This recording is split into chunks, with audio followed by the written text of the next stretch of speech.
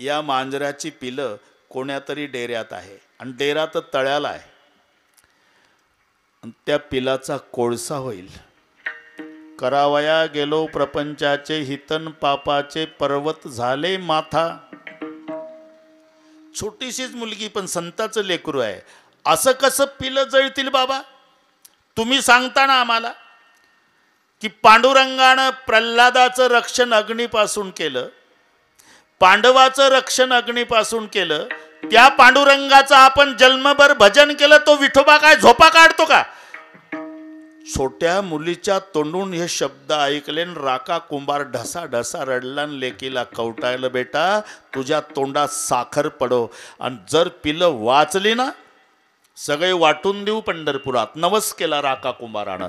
3 दिवस तिथंच विठ्ठल विठ्ठल भजन करीत आव्याच्या भोवताल बसले, राका बंकान वंका न जेवता. जिजा 4थ्या दिवशी अग्नी शांत झाला आणि गाडगी काढायला सुरुवात केली. मग छोटी मडकी सगळ्यात खाली मोठे मडके, त्याच्या खाली डेरा. लाल जरद झाले होते सगळे. वरचं मडकं लाल होतं ते उचललं आणि खालच्या मडक्यात पाहिलं तर राका मोठ्या मोठ्याने रडू लागला. मुलीनं बघितलं, जळली वाटतं बाबा पिलं. नाही बेटा, नवसास पावली विठाबाई का खेळता ती पिल्ली डेरियात. 3 दिवस अग्नी पेटला आणि पिलं डेऱ्यात आनंदानं उड्या मारतात. तळ्याला डेरा. पांडुरंगानं नवस पूर्ण केला ना, आता आपण वैराग्य कबूल केलं होतं, सगळे वाटून दिलं पंढरपूर. उपजीविकेचं काय म्हणून तिघाही मायलेकरांनी जायचं आणि लाकडाच्या मोळ्या, वाळली लाकडं आणायची, त्याच्या द्रव्य नाही जिजा, डाळ आणि पीठ जगण्यापुरतं पंढरपुरात घ्यायचं आणि विठ्ठलाचं भजन. एक दिवस राका कुंभाराची मुलगी, तिचं नाव आऊ वंका, आणि नामदेवाची मुलगी आऊ शेजारी शेजारी धुणं धुत होत्या चंद्रभागेत. आता धुता धुता शिंतोडा येत नाही का? शिंतोडा नामदेवाच्या मुलीचा राका कुंभाराच्या मुलीच्या अंगावर गेला. शिंतोडा येरू म्हणे, बाई शिंतोडे येतील. वैराग्यवान संताची मुलगी आहे मी, तुझा शिंतोडा नाही सहन करणार. नामदेवाची मुलगी म्हणले, माहिती आहे नाटकं करतो तुझा बाप. कुठलं वैराग्य? असं माझा बाप नाटकं करतो आणि तुझा बाप काय करतो? पायात घुंगरं बांधून नाचतो, लोकांनी बुवा म्हणावं म्हणून. दोघीचंच भांडण, तिकडे माहितीच नाही कोणाला. झालं, आता भांडण वाढवत नाही. आओ नामदेवाची मुलगी रडतच आली घरी. का रडतेस बेटा? बाबा ती शिंतोडा सहन करत नाही. राका कुंभाराची मुलगी धुण्याचा शिंतोडा गेला. ती म्हणली, वैराग्यवान संताची मुलगी, तुझा बाप नाटकं करतो, घुंगरं बांधून नाचतो, लोकांनी हबप म्हणावं म्हणून. शांत हो बटा, मी पांडुरंगाला विचारतो. नामदेवराय आले रावळ्यात, विचारलं पांडुरंगाला, राका कुंभाराने घेतले वैराग्यन का हो केला त्याग संसाराचा. घरी गेल्यावर अभंग वाचा आहे. मला तर नाटकच वाटतो देवा. देव म्हणले, नामा असं कोणाला कमी लेखत जाऊ नये काय. अरे खरं वैराग्य आहे. माझ्या राकाचं वैराग्य खरं आहे. खरं आहे. विश्वास नसेल तर परीक्षा घेऊ. परीक्षा घ्यायला 3, पांडुरंग, रुक्माई, नामदेवराय. आणि परीक्षा द्यायला 3, राका, बंका, वंका. ज्या जंगलामध्ये जिथे लाकडं वाळले गोळ्या करायला येतात ना, तिथं 1/2 किलोचं सोन्याचं, 25 तोळ्याचं सोन्याचं कडं ठेवलं देवानं. लांबून चमकत होतं. आणि लपून बसले 3, विठोबा, रुक्माई, नामदेवराय. आणि सर्वात पुढं आला राका. ते चमकणारं कडं बागितलं, राका 25 फुटाहून बाजूनं गेला सोन्याचं कडं पाहून. राका, आपण जाऊ का बाजूला? आपल्याला कडं कशाला पाहिजे? सिगरेटच्या पॉकेटमधला कागद जरी चमकला तरी बघावं वाटतं काय नेमकं ते. तिथलं सांगते. विठोबाजी म्हणले, बघ नामा खरं वैराग्य आहे. मग बंका कुंभारीन आली. ती बाजूने गेली पण वापस आली. नामदेव म्हणले, बघा आता उचलतं का नाही देवा कडं. पण ती कडं उचलायला आली नाही. 2 वंजळा माती घेतली, कड्यावर टाकून कड झाकून दिलं. पुढे गेली. का तिला वाटलं आम्हाला कळतं वैराग्य, पण मुलगी लहान आहे, तिनं जर उचललं तर वैराग्याला कलंक लागेल, माझ्या पतीनं नवस केलाय. पुढे गेल्यावर मुलगी आली. त्या मातीनं झाकलेल्या कड्याजवळ आल्या बरोबर विंचू चावल्यावर लेकरं रडतात तसं रडणं सुरू केलं मुलीनं. मायबाप थोडे पुढे गेले होते. अरे का रडतेस बेटा? पश्चाताप झाला बाबा. कशाचा? तुमच्या पोटी जन्म घेतल्याचा. म्हणजे या मातीवर पुन्हा माती टाकायची गरज काय होती तुम्हाला? मग मायबाप जवळ आले, रडून कवटायलं लेकीला, बेटा तू आमच्या पुढे गेली. आम्ही आतापर्यंत सोन्यातनं मातीत फरक समजत आलो, पण तू आमच्या कुळाचा उद्धार केला, सोन्याला माती समजली. देखील या धन मृत्यू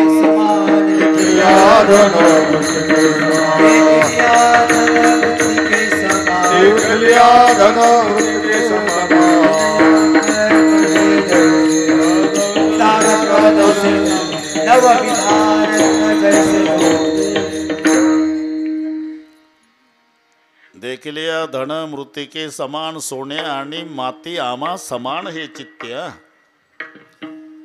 झालं 18 मिनिट आहे बरं का. प्रल्हादरावजी, अशोकरावजी आता मोठे मोठे माणसं आलेले आहेत, तरी पुढे जात नाही. त्यांना माहित आहे रामानाला रोज न चुकता आहे. हे सगळे आमची आवडीची श्रोते मंडळी आहे. आणि बरोबर बरं का गोरख बाबा, बरोबर योग आला. आज नांदेडचं रामायण संपलं, उद्या मौजपुरीचं सुरू. राजा पिंपरीचं बरोबर वेल्डिंग झालं. गौंडी वीट ठेवतो तितकं फिट बसलं हे बरोबर. किंवा कोण जाणे कोणा घडे उपासना, महाराजांच्या मनात असेल आहे का नाही. आपल्या मनातलं होत नाही. मनचिती होत नाही हरचिती होत तत्काल, बली को जाना था बैकुंठ बेज दिया पाताल. तरी अशोकराव प्रल्हादराव पुढं जात नाही, फक्त लक्ष देऊन ऐका. देखील या धन मृतिके समान. पुढे नवविध रत्न जैसे धोंडे.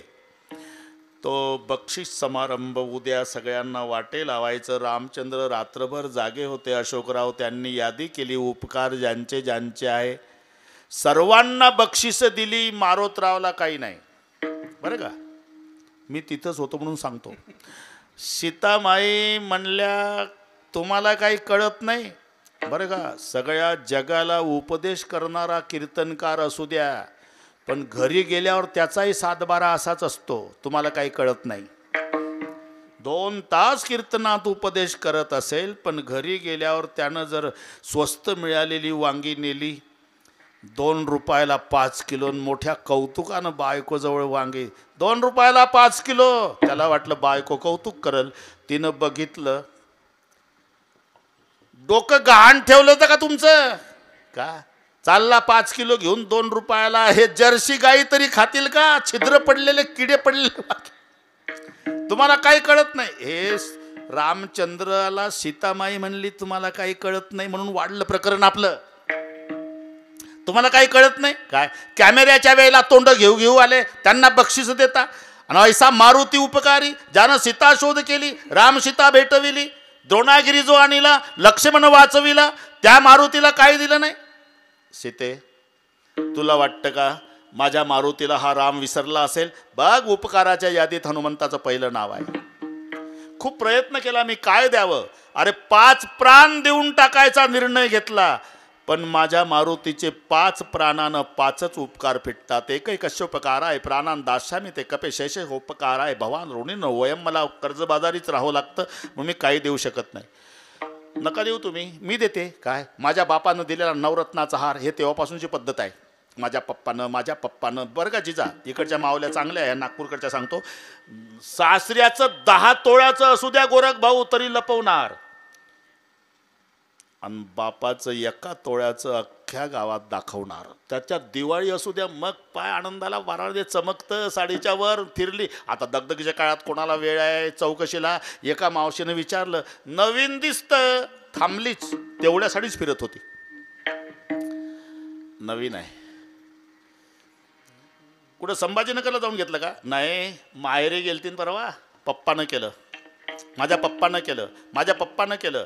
राजा पिंपरीच्या लोकांना काय माहिती आहे, परवा इथूनच नेलं, पप्पानं केलं. हे तिथलं सांगतो. सीतामाई म्हणल्या, माझ्या बापानं दिलेला नवरत्नाचा हार मी देते. झालं नवरत्नाचा हार. हनुमानजीला दिला. एक रत्न पृथ्वीचं मोल आहे. हनुमानजी गेले बाजूला, दाताखाली रगडायचे, थुंकून टाकायचे. अशा वेळेला रॉकेल वतणारे हजर असतात. आलं एक, आई साहेब तुमच्या बापाचा अपमान. एक रत्न पृथ्वीचं मोल म्हणताय तुम्ही? तुपा मारुती दातात रगडतून थुंकून टाकतो. सीतामाई म्हणलं, हनुमंता, अरे एक रत्न पृथ्वीचं मोल आहे. हे रत्न आहे काय साहेब? तुला रत्न कळत नाही का? कळतं ना. काय? राम रत्न महम जाने न जाने रत्न अन्यथा. हनुमंताचे शब्द आहे. मी फक्त माझ्या रामाला रत्न समजतो आई, आणि ज्या रत्नात राम नाही त्याला दगड समजतो. नवविध रत्न जैसे धोंडे,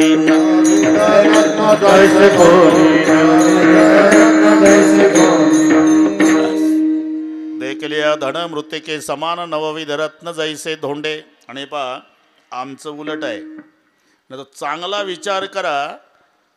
मांजरासारखं लबाड नाही, कुत्र्यासारखं इमानदार नाही. तुमचे अनुभव आहे. मांजर लबाड आहे, कुत्र इमानदार आहे.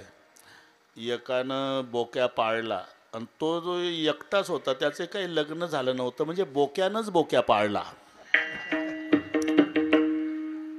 आता करमणुकीसाठी काय दुसरं. आणि दोन्ही बोके एकाच टेबलवर जेवायचे. याही बोक्यानं हाही बोक्या. 10 वर्ष बोक्यावर प्रेम. एक दिवस त्यानं ते प्लास्टिकच्या काळ्या पिशवीत आणलं. ही मराठी कळते तुम्हाला. टेबलवर पिशवी ठेवली.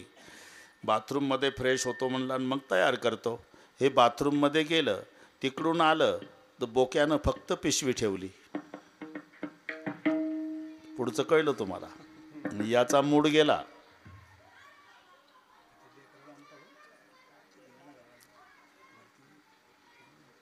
असू द्या, असू द्या, असू द्या. आपण त्या वयात तसंच केलं. ते वय असतं, फक्त समजावून सांगा. खिडक्यान दारं बंद केली बरं का गोरख भाऊ. काठी घेतली, इकडून मारली बोक्या त्या खिडकीवर, मारली या खिडकीवर. 10-12 काठ्या चुकवल्या बोक्यानं बरं का प्रल्हादराव. पण बोक्याच्या लक्षात आलं मालक मारतोय. दबा धरला, म्हणजे मारली उडी. काढ काढ काढ काढ, नरड फोडलं, मारला मालक. ज्यानं 10 वर्ष सांभाळलं होतं, प्राणाच्या पलीकडे मारला. आता याच्या उलट सांगतो. पाटलासोबत कुत्रं गेलं उसाची पाहणी करायला. पाटील सायंकाळची वेळ, पाय पडला सापावर, साप दंश झाला, जाल विषारी, मेला मालक. कुत्रं तिथंच बसलं. रात्रीचे 9 वाजले. मालक येत नाही म्हणून कंदील घेऊन पूर्वीचे गडी वगैरे पाहिले, डोळे हिरवे. आणलं प्रेत घरी. कुत्र्याला भाकरी टाकली पाटलींला. तोंड नाही लावलं अशोकराव भाकरीला कुत्र्यानं. कालपासूनचं उपवाशी आहे. झोपलंही नाही, तसं विव्हळत बसलं रात्रभर. दुसऱ्या दिवशी मोठा माणूस, प्रेतयात्रा निघाली. कुत्रं प्रेतयात्रेत आहे. चितेवर ठेवलं प्रेत, कुत्रं लांब बसून आहे. चिता पेटवली तोपर्यंत कुत्रं लांब आहे. चिता पेटल्यावर समाज उठला, निघाला. धावलं कुत्रं, उडी टाकली चितेवरनं. मालकाच्या डेड बॉडी सोबत जळलं का? ज्या मालकानं मला सांभाळलं तो मालक गेला, जगू कशासाठी? एवढं इमानदार कुत्रं आहे आणि तेवढं लबाड मांजर आहे. पण आमचा व्यवहार काय आहे? इमानदार कुत्र्याला गेट जवळ, लबाड मांजराला ताटाजवळ. खरं आहे का नाही? मांजरासारखं लबाड नाही, त्याला ताटाजवळ प्रवेश आहे. आणि कुत्र्यासारखं इमानदार नाही, त्याला गेट जवळ आहे. संताचं उलट आहे.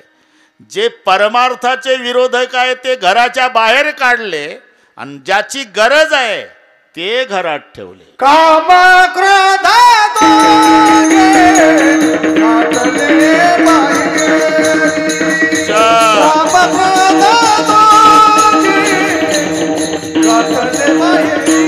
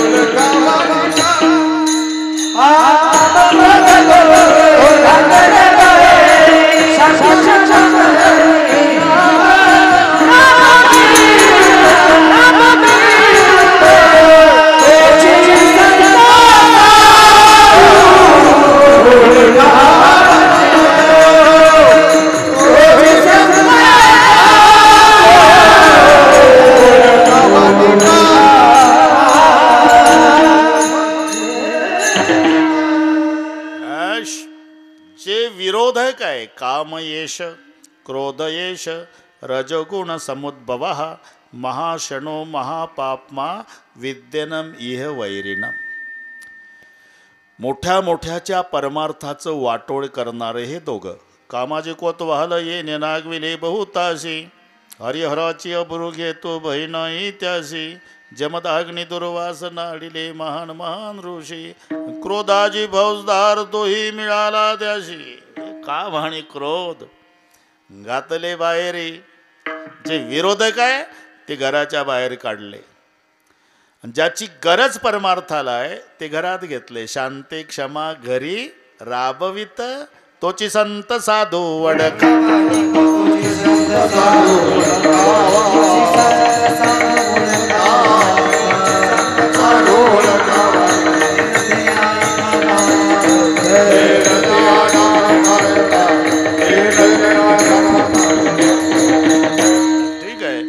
पण एवढे बलवान काम क्रोध घराच्या बाहेर काढले कशाच्या बळावर? हे पहा, तुम्ही ऐकले आहे गोष्ट, पण प्रल्हादराव अशोकराव जिजा पुन्हा एकदा ऐकाच. एक श्रीमंत माणूस होता. संभाजीनगरला 6 खोल्याचं घर होतं. लोभापोटी त्यानं 6 भाडेकरू ठेवले. 10 वर्षाचा काळ गेल्यावर याचे पोरं शिकण्याजोगे झाले. म्हणला दुसऱ्याची खोली भाड्यानं केल्यापेक्षा एका भाडेकरूला विनंती करू खोली खाली करायला लावू, तिथं पोरं शिकायला. म्हणून हे आलं. हे पहा, आता 10 वर्ष झाले मी काय बोललो नाही. माझी पोरं आता शिकण्याजोगी झाली. दुसऱ्याची खोली केल्यापेक्षा भाड्यानं आता एक खोली खाली करा आणि बाकीचे राहा. एक कोणीतरी भाडे करू. 6 भाडेकरू बाहेर. काय म्हणता मालक? खोली खाली कर. एवढं सोपं आहे का? राहील त्याचं घर, कसेल त्याची जमीन, कसेल त्याची जमीन, राहील त्याचं घर, न तुला वाटेल ते कर. आता आता हादरला पाटील. भांडण कोर्टात गेलं.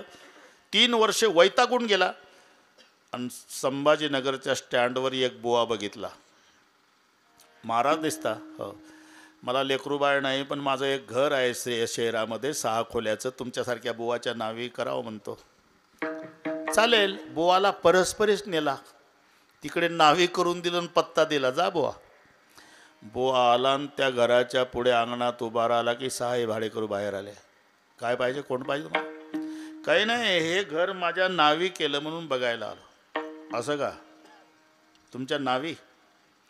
पहिला मालक श्रीमंत होता, 10 वर्षात पिटाळून लावला बुवा. तुझ्याजवळ गोपीचंदन हरिपाठ. विचार कर. मग बुवा हादरला. बुवाच्या लक्षात आलं पहिल्या मालकाने आपल्याला फसवलं. पण बुवा म्हणला आपल्याला काय करायचं आहे म्हणा घराचं, पण तुमचं अंगण बघितलं समाधान वाटलं. बुवा काय करणार अंगणात? काही नाही, अखंड हरिनाम सप्ताह करावा म्हणतो. जर परवानगी देत असाल तर, नाही तर आम्हाला काही गरज नाही. भाडेकरू म्हणले का रे कोण्या गावाचा बुवा, परिचय नाही ना, आपल्या अंगणात सप्ताह करतो लेका. सगळ्या संभाजीनगरमध्ये आपलं नाव होईल की 6 भाडेकरूनं केवढा मोठा सप्ताह केला, नाव लौकिक होईल, आपल्याला सज्जन समजतील संभाजीनगरचे लोक. दिलं महाराज, दिलं अंगण सप्ताहाला. आनंदाची गोष्ट आहे बाबा, पण एका कागदावर लिहून द्या ना. म्हणजे आम्ही एवढी वर्गणीन खर्च करावं, मंडप टाकल्यावर तुम्ही बंद पाडाव. काय पाहिजे काय? काही नाही, एका कागदावर लिहून द्या सप्ताह करता अंगण देत आहोत, खाली 6 जण सह्या करा. भाडेकरू म्हणले काय हरकत आहे, कुठं जाते कोण्या गावाचं बुवा, 6च्या पुढे जाते का? झालं. बुवा असा हुशारी खेळला प्रल्हादराव, सप्ताह शब्दच नाही त्याच्यात. अखंड हरिनामासाठी आम्ही अंगण देत आहो, खाली 6 जणाच्या सह्या. सप्ताह शब्दच नाही, अखंड हरिनाम. कागद ज्ञानेश्वरीत ठेवला बुवानं, मोठा मंडप टाकला, बोर्ड लावला, अखंड हरिनाम. सप्ताह शब्द नाही. 6 करणे आणले, 6 भाडेकरूच्या दाराकडे तोंड करून बांधले. आवाज फुल. पहाटेचा काकडा, पारायण दुपारचं गाता भजन, पावल्यावर हरिपाठ महिला मंडळाचं भजन, मग कीर्तन रात्रभर जागर. प्रत्येकाच्या खोलीत गोंधळ. बायको वरट्टी, नवऱ्याला कळेना, पोर जेवायला मागतं, मम्मीला ऐकू जाईना. 3च दिवसात वैतागले भाडेवाले. म्हणले कुठून अवदासा आठवण्या बुवाच्या नादी लागलो. एक लाल डोळे करून आला. कधी संपणार आहे डोकेदुखी? बुवा म्हणला संपणार. चांगले सुशिक्षित दिसता लोक तुम्ही. मग काय अशिक्षित आहो का आम्ही? मग व्याकरण शिकला होता का? हा, मग वाचाना बॅनर, अखंड हरिनाम ज्याच्यात खंडना नाही. आता भाडेकरू हादरले. म्हणले का रे काय? तो धोतरवला बुवा व्याकरण शिकवते आपल्याला. एक भाडेकरू म्हणला तुझं चुकलेलं का? अरे हा वारकरी संप्रदायाचा सप्ताह आहे, जरा विचारण्याची पद्धत असते, विचारायचं असते काला काला कधी आहे म्हणून. संपणार म्हटल्यावर बुवाला राग आला. असं का तू जात? हा मी जातो. मग त्यानं बुवानं खरं बोलावं म्हणून जिजा 2 तुळशीच्या माळा, गोपीचंदन माळा घातल्या गळ्यात, गोपीचंदन मुद्राही लावल्या आणि आला. मी 6 भाडेकरूपैकी एक भाडेकरू आहे. बरं, माळकरी आहे. दिसते ना माळा दिसते. बोला. नाही, त्या दिवशी आम्हाला रजा काढता येईल. कोणा दिवशी? ज्या दिवशी काला असेल. बरं, फक्त विचारायला आलो काला कधी आहे? काला मी मेल्यावर होण्याची शक्यता आहे. आता हादरले भाडेकरू. एकमेकाला म्हणतात का रे? अरे तो बुवा म्हणतो मी मेल्याशिवाय काला होत नाही. मग मग मग काय करतो? बुवाचं वय 30 वर्षाचं आहे, आपलं 70. मग आपण मेल्याशिवाय बुवा मरत नाही.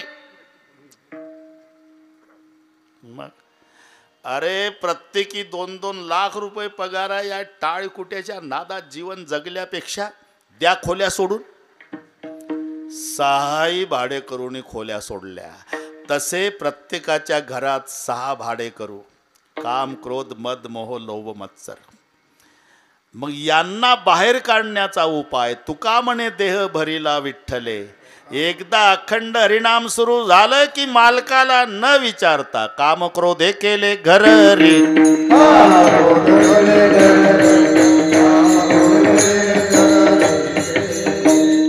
म्हणजे काम क्रोधाधिक विकारांना बाहेर काढण्याची ताकद भगवंताच्या नामात असल्यामुळे नामा म्हणे नामा गोविंदा देवा. शाबास शाबास. नामा म्हणे नामा